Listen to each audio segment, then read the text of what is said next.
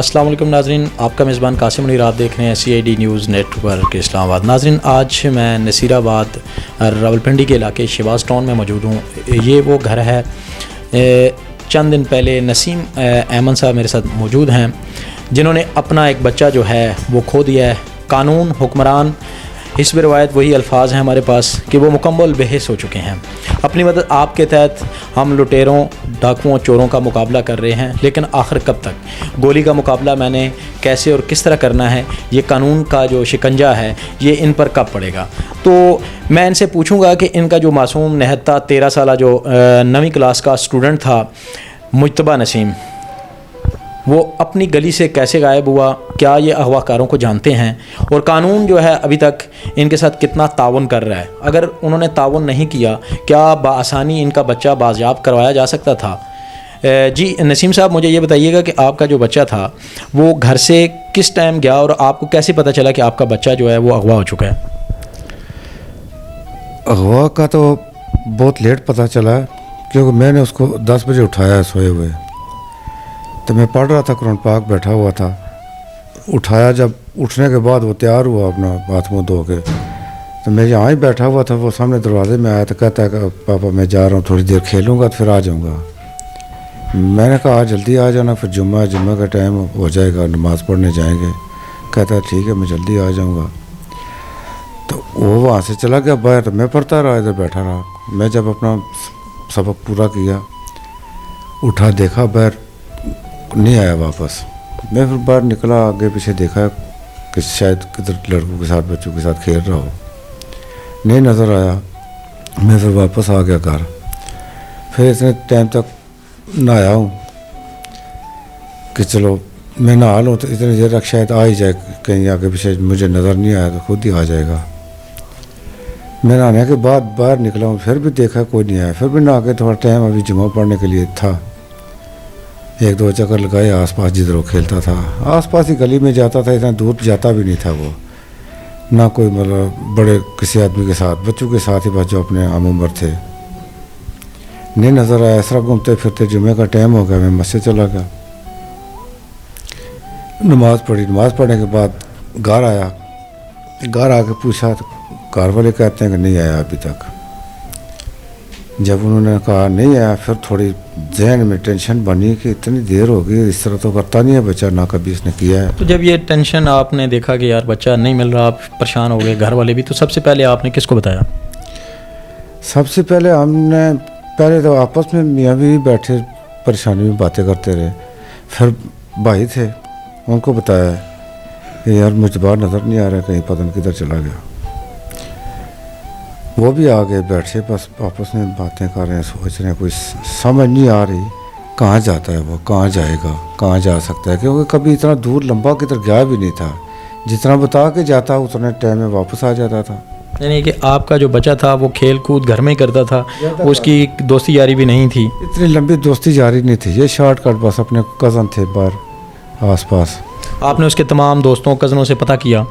پتہ کیا، کچھ بچوں سے جو 1-2 ملے، باقی کوئی اس ٹائم ایسا ٹائم تھا کہ جمعہ کا ٹائم تھا، کچھ اپنے تیاری میں لگے تھے، گلی میں خاص بچے بھی نہیں تھے۔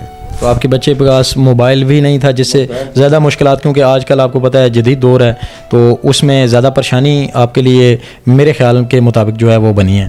اسی لیے بنی ہے کہ موبائل اس کے پاس نہیں تھا۔ اگر رابطہ میرا ہوتا، اس کے پاس موبائل ہوتا، تو ممکن ہے کوئی ان کو راستہ نکل آتا، بند ملتا فون تب بھی، تو اگر بات کر لیتا تب بھی کوئی ٹینشن میں ہوتا تو بات ہو جائے۔ اچھا، جب آپ کو مکمل یقین ہو گیا کہ بچہ کہیں جو ہے گھوم گیا ہے یا کہیں چلا گیا ہے یا اغوا ہو گیا ہے، تو پھر آپ نے پولیس کو بتایا یا اپنے طور پہ ہی کوشش کرتے رہے اس کو ڈھونڈتے، یا اغوا کاروں نے آپ سے کوئی رابطہ کیا؟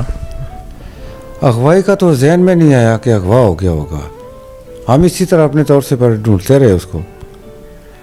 جب میسج آیا اس کا، میں اس ٹائم گھر نہیں تھا، گھر والے نمبر پہ، گھر سے باہر تھا تھوڑا دور، میں کہیں جانا تھا کام، تو بچی میری نے دیکھا، جب میسج کھولا تو اس کو سمجھ نہیں آئی، اس نے اپنی ماں کو دکھایا، اس نے جو ہی دیکھی تصویر، کہتی ہے یہ تو میرے بیٹے کی مجتبیٰ کی تصویر ہے۔ وہ رونے لگی، پریشان ہو گئی۔ پھر ساتھ میسج سنا، میسج میں یہی تھا کہ 10 لاکھ کا انتظام کرو ورنہ آپ کو لاش ملے گی اس کی۔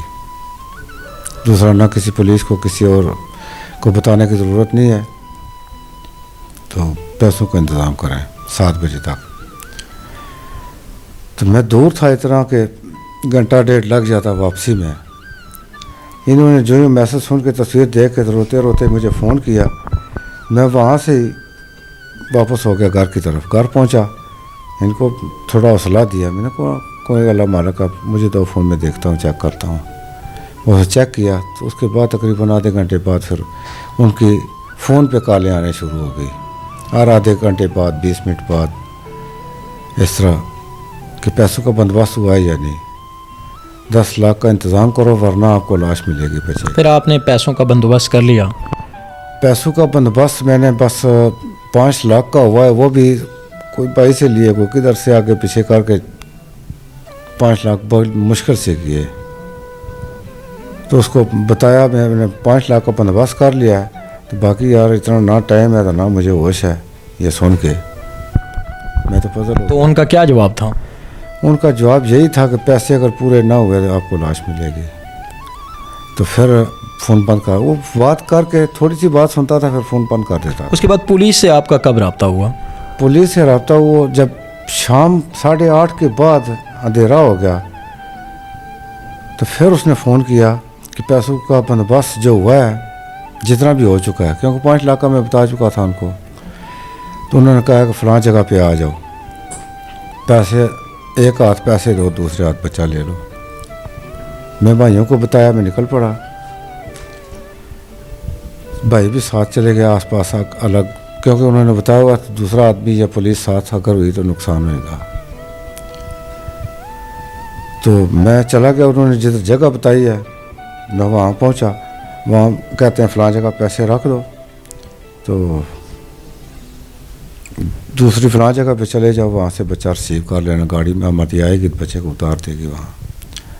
میں ادھر کھڑا رہا، پھر بھائیوں نے پیچھے، میں جب ادھر پیسے رکھنے گیا، انہوں نے اس ٹائم پھر پولیس سے رابطہ کیا کہ ابھی جان نہیں چھوٹ رہی، کوئی راستہ نہیں بن رہا۔ مطلب آپ کے نالج میں نہیں تھا، آپ پیسے دینے گئے ہیں تو پیچھے سے انہوں نے پولیس کو انفارم کیا، تو آپ کیا سمجھتے ہیں کہ بچہ جو ہے آپ کا پہلے ہی وہاں پہ جو مر چکا تھا، یا انہوں نے جب موقع پہ پولیس گئی ہے تو تب اسے قتل کیا گیا؟ یہ بچہ پہلے مر چکا تھا، جب پولیس گئی ہے، پولیس نے پھر جب میں پیسے رکھ کے واپس آیا تو پولیس آس پاس سے سول کپڑوں میں، مجھے تو نہیں سمجھ آئی کدھر تھی، کوئی بندہ بھی اس طرح فالتو نظر نہیں آیا۔ میں تو پیسے رکھ کے تو واپس آ گیا، جدھر انہوں نے بتایا کہ وہاں جاؤ بچہ وہاں سے ملے گا، میں ادھر کھڑا تھا۔ جب وہ پیسے اٹھانے والا پیسے اٹھانے لگا، اوپر سے پکڑ لیا پولیس نے، جا کے اس کو پکڑ کے پھر اس سے مار تاڑ کی، جیسے بھی کیا، اسے پوچھا کہ بچہ کدھر ہے، تیرا ساتھی کون ہے، اس طرح کچھ باتیں کی ہوگی۔ اس نے بچے کا بتایا کہ وہ ابیب کالونی میں ہے، تو میں بتاتا ہوں چلو، وہ لے گئے اس کو ادھر، باقی کچھ پتہ نہیں اس نے کیا کیا نام بتائے کسی کے، کیا ہوا کیا نہیں ہوا۔ ابھی جو موجودہ صورتحال جا رہی ہے، آپ کا بچہ جو ہے چلیں اس کا جنازہ بھی ہو گیا، اسے دفن کر دیا گیا ہے، تو ابھی جو پولیس کی کارکردگی ہے، کیا آپ اس سے مطمئن ہیں کہ وہ جو اپنی ورکنگ کر رہی ہے وہ ٹھیک کر رہی ہے؟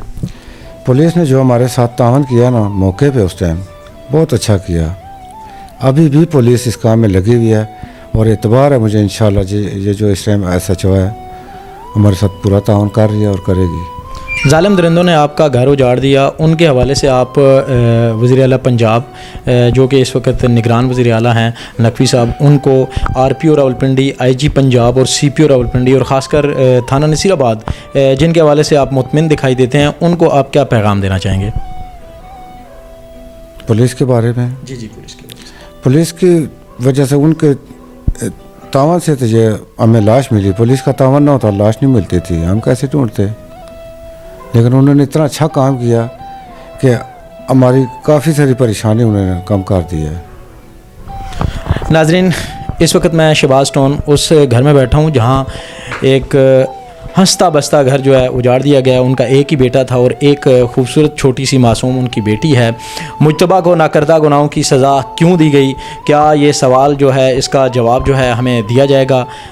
ممکن تو نہیں ہے، لیکن میں یہاں پر اپنے جو ہمارے قانون نافذ کرنے والے ادارے ہیں ان سے اور خاص کر جو ہماری پولیس ہے ان سے ہماری التماس ہے کہ یہاں پر جو مجرم ہیں، جو جرائم پیشہ افراد ہیں، وہ دھندناتے پھر رہے ہیں، تو ان کو روکیں۔ وہ لوگوں کے نہتے گھر جو ہیں اجاڑ رہے ہیں۔ ان کا حوصلہ میں دیکھ رہا ہوں کہ اپنے بچے کی لاش دفنائے ہوئے 24 گھنٹے بھی نہیں ہوئے، پھر بھی بڑے حوصلے اور بڑے سکون کے ساتھ انہوں نے ہمیں ہمارے سوالوں کے جواب دیے۔ گو کہ نہایت آسان سوال تھے، لیکن پھر بھی ایک باپ کا حوصلہ دیکھ کر مجھے یہ خوشی محسوس ہوئی ہے کہ جو درندے ہیں ان کے لیے یہ اپنی جو صف ہے اس کو مضبوط کیے ہوئے ہیں۔ تو اسی کے ساتھ قاسم منیر کو اجازت دیے۔ اللہ حافظ۔